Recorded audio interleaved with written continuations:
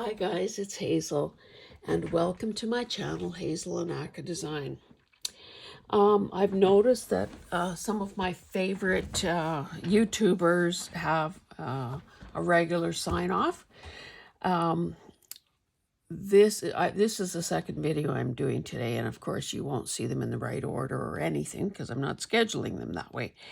But I believe that this will be my new sign off because it's something that I believe at my core. I obviously put this together on my little signboard here, but originally it was like one of those sort of plasticized poster type things, you know, those clever things that you can buy on t-shirts or mugs or signs or magnets or whatever. And my original sign is probably 25 or more years old. So it's not a new concept at all, but it is, it's my mantra. As I said in the other video where I first mentioned this, I decided a long time ago that I didn't want my headstone to say, "She kept a nice house." I wanted there to be something more significant. And hey, if you're one of those people that vacuums once or twice a day, go for it. It's just not me. And so I wanted to debunk those kinds of expectations or whatever years and years ago. Excuse me. So yeah, I'm I'm deluding myself into believing that I'm doing something more important than cooking and cleaning, or at least more fun, in my opinion. Anyway, that's not why I'm here, but I did want to show you this. So, if you have seen a setup like this, before I begin, let me thank you for coming back. If you're a returning subscriber, a viewer, if you've stumbled across this by accident, well, happy accident. And I hope that you find enough value here and enough maybe difference in my style of presentation that you feel like you want to become a regular. That, of course, is what algorithms are all about, but more importantly, that's what relationships are all about. So anyway, enough about that. So I was away a little bit. I mean, just for a day or so, or maybe a day and a half. And it's surprising how quickly one falls behind in watching videos, commenting on videos, and so on. And so it's my habit to sort of have my laptop playing, and while I'm doing repetitive or mindless or preparatory tasks, I listen/watch other people's videos, make some notes so that I have something sensible to write in the comments. And then it occurred to me, well, I'd better turn the camera on and have something to show you guys. So I stopped myself midstream, and this is where we're picking up the action.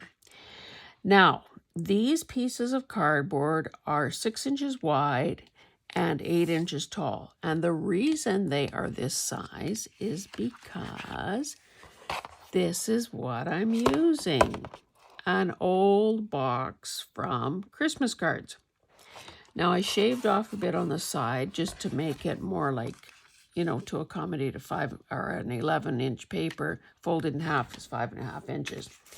I kept the flaps that or the sides of the box that I cut off. If you watch Diane Hubert, Pretty Pink Cottage, you know, regularly or lately, she did something similar. She did a Christmas journal that incorporated a vintage box from Christmas lights. And I think she used like some of the discard pieces for pockets or something. I don't know if that's what's going to happen here. And of course, the bottom of the box is just plain old chipboard. So no decorative elements at all. So I have those pieces as well. So I took one of them, one of the tallest, had to trim it down a smidge, and then I thought, am I insane to be using a more than a 1.5 inch spine at this point in the season? And considering that I've got a lot of things started and not too much finished. So I cut this this spine piece down to 1 inch. Because, hey, you can get your message across in a skinnier spine. And I don't want to fall in the trap of being overwhelmed. Because, hey, with a thematic journal like Christmas, unless you're celebrating Ukrainian Christmas in January, there is a deadline. And, you know, and if a person hopes to, you know, sell whatever they're creating, then you can't exactly make it drag on forever like we do with some projects. I was looking through the very first junk journal construction toolkit thingamajigger that I put together when I first started watching videos on making junk journals and bookbinding and so on. And of course, let me set the record straight here. If I or anyone else ever tries to tell you that there's only one, this is the super duper deluxe way of doing something, do not believe me or anyone else, because it's just not true. Everybody is filtering techniques through their own skill level, supply availability, personal preference, attention to detail, lack of attention to detail, desire to measure, allergic to measuring, all those things. So the best thing that you can possibly do for yourself is march to your own drummer. One of the things that I learned from the people I watched in the beginning was that, oh, you must reinforce these connections here with something like, well, this brand is Tuck Tape.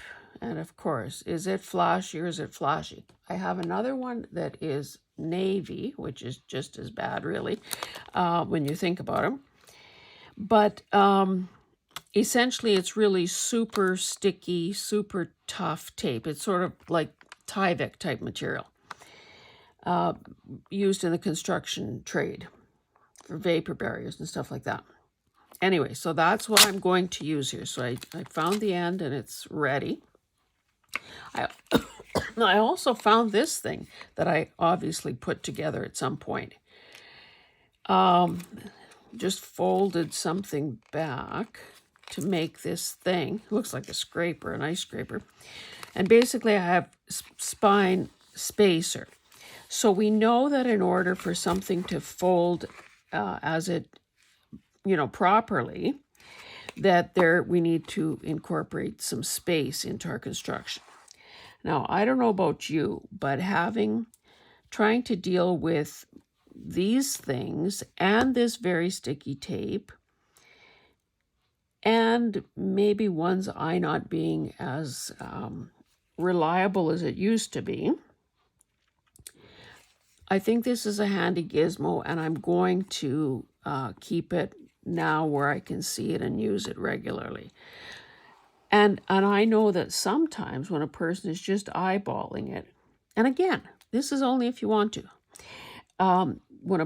sometimes when I've eyeballed things in the past, you know, you think you got it right, and then it's just out a micron or a thousandth of a micron, you know, or it could be something a lot more visible. I mean, not like that, obviously, but what I'm saying is, if the very basis of the thing that we're building is slightly askew right off the bat, then you know, it's probably going to domino through the rest of the project.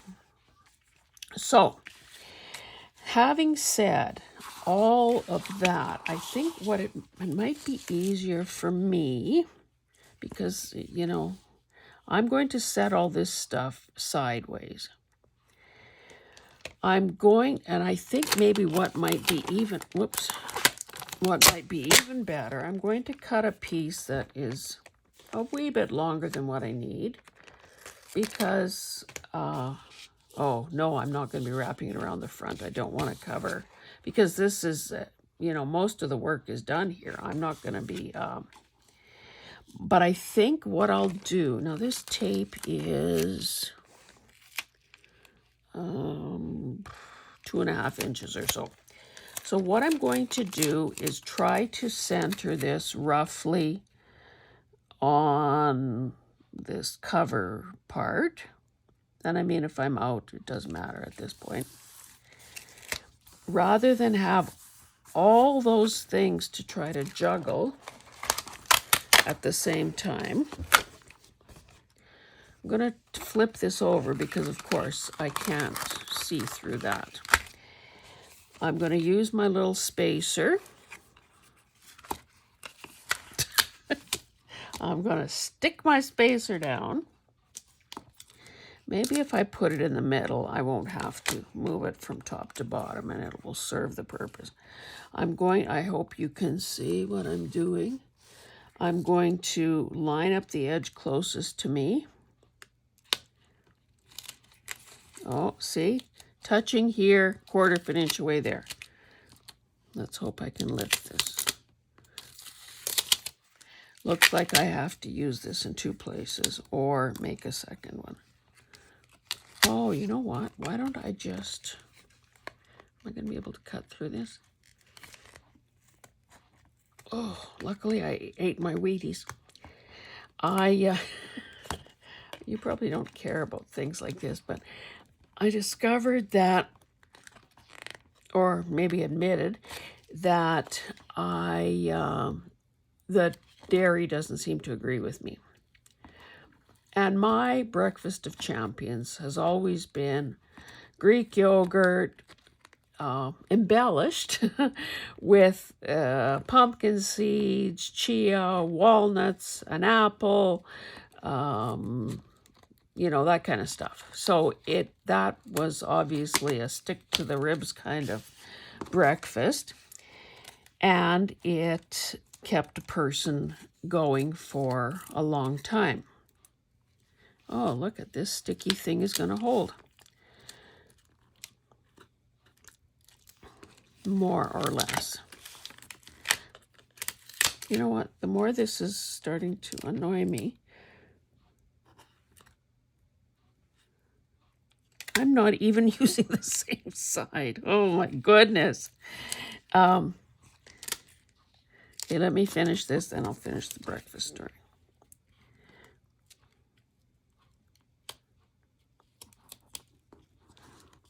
Well, that's pretty satisfying.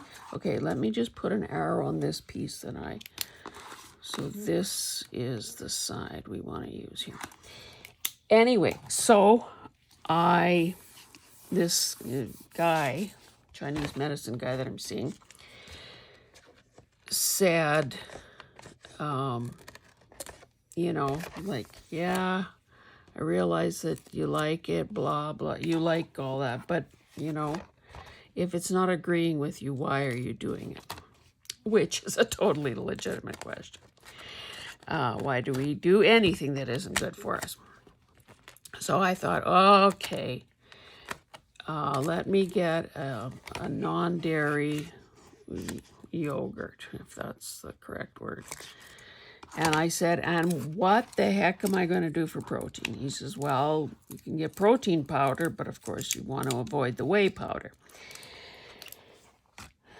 So I went to a bulk barn and I figured, okay, why don't I buy just a little teeny bit of a few different types of protein powder, and See, I guess if I would have put less of this tape over here, I could have done the, boy, oh boy, not thinking. Talking and not thinking. I could have avoided, you know, needing to do this with another piece of tape. It would have been wide enough to, well, maybe I guess that's debatable. Because I said the tape was 2.5, we got 1 inch. Oh, great, now where's the end? We have 1 inch wide spine. We have the little divot, the little guttery part here. And we,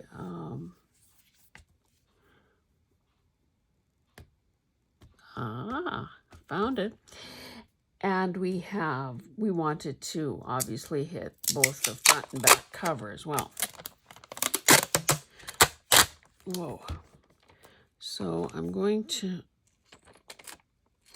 hopefully that's long enough. I think I didn't cut where I was supposed to.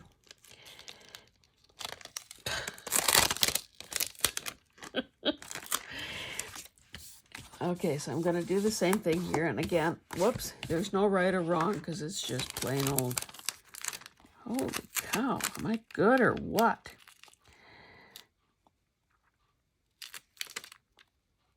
And again, this stuff is so sticky. It's kind of, you've got one chance.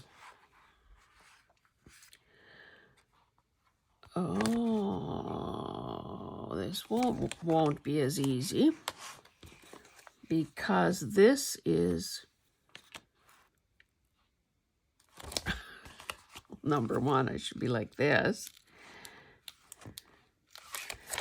Oh, for heaven's sakes. Okay, this might be one of those videos, what not to do. I'm going to trim.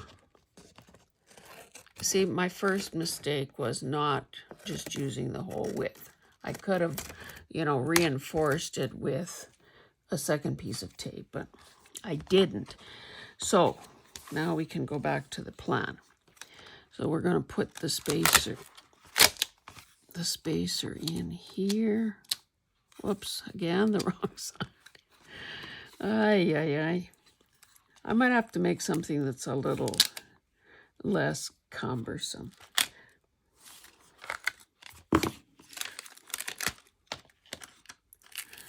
Ugh.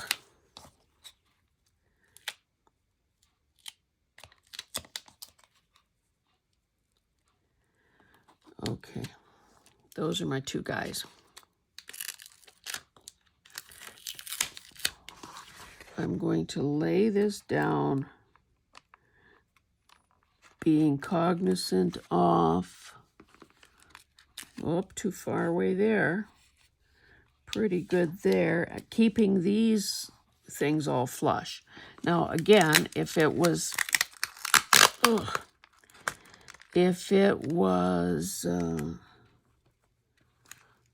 necessary, I could trim, you know, top or bottom to that. Okay, I need to get a different perspective on this because it is not.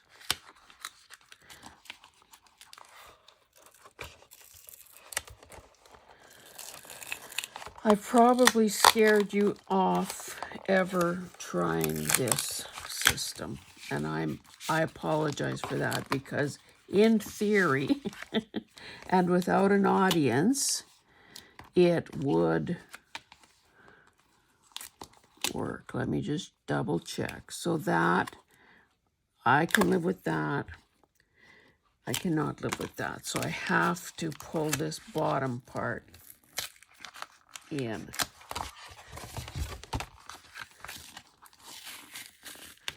Oh, now I suppose it's lost all its stick.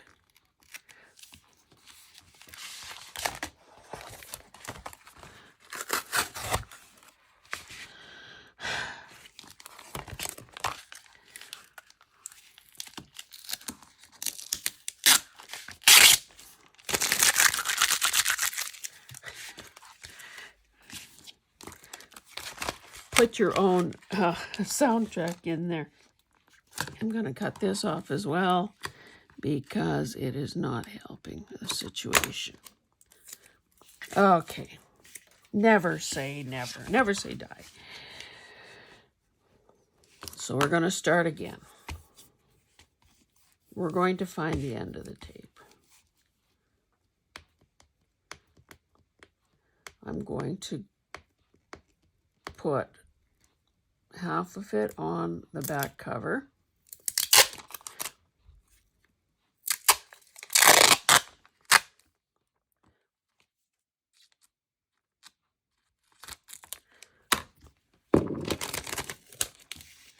Or maybe what I should do, okay, let's, insanity, the definition of insanity is doing the same thing over and over again, expecting a different result.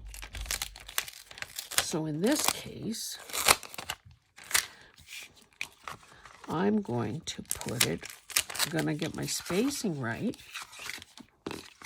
and I'm going to do it on this way. So why don't I put this here?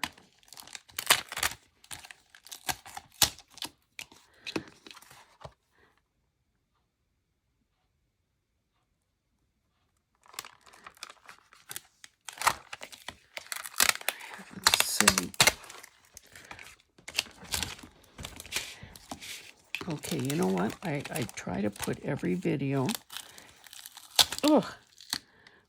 I try to put every video in a playlist. I think I need to have a new playlist called, so why don't I just lie that down? My goodness. Losing my marbles. A new playlist called Bloopers. Blooper Reel. Okay, so hopefully this will work better this time. I can hold both those things there. I can push tight, lower this, keeping equal pressure.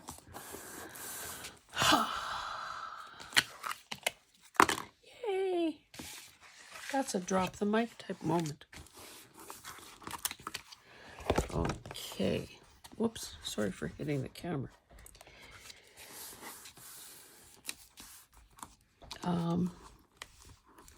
Maybe I'll turn that over. It never hurts to have that wee bit of reinforcement. Here, this isn't enough, so I might as well trim it off. I will add... Now, whatever I do on the spine, obviously, is going to have to be covered with fabric or lace or something, but I don't want to, get all the way over there if I can help it. So I'll just cut another piece to reinforce this side. Oh, so back to the protein powder. So I bought 3 kinds. So a young man was helping me, and he looked like he might have been a smoothie type of guy. And so I said, have you taste tested all these products? Like, what can you tell me about this? So he says that he prefers the pea protein from a consistency level or point of view. I'm going to stand up for this.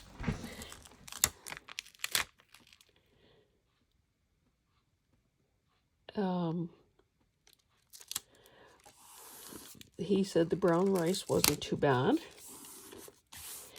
He liked, or people have said that they liked the hemp one the least because of the texture. And I said to him, I says, it's not exactly smoothie season anymore. What about, can you put this kind of stuff in, say, in soup or porridge or whatever?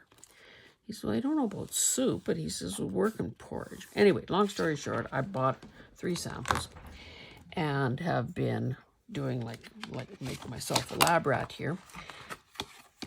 Look at that thing of beauty. you know, sort of trying them with my new faux yogurt. Well, that is another story. My goodness, it is laughable. Like Greek yogurt has about 16 grams of protein. This stuff, this liquidy stuff, has 1 gram of protein. So it's a good thing I do have the protein powder to substitute, you know, bump it up. But it's so runny. It's like, are there no binding type ingredients to? Anyway, with all the flavors that I have added in there, I'm eating it and I'm getting my protein through the protein powder. But I must say, you know, we've put a man on the moon. Can't somebody come up with something a little better than that? I brought 2 different types, and I'm taste testing those with each of the 3 things. The hemp powder, hemp protein powder, is the most, well, it's brown for one thing, so that's a little disconcerting. Probably the most taste. Like you want something that sort of just is blah, that picks up the taste of the stuff. Anyway, this isn't a cooking show, so I'll stop there. I am, you know, despite false starts, I'm pretty darn pleased with this. So the next steps, and I won't do that now, of course, is to figure out what I'm going to decorate with. Now, in the past, when I've used this red tape, it was a bit of an issue because it's clearly like in your face red. This is Christmas. A little smidge of red showing would not be the end of the world, but I will figure out what to do.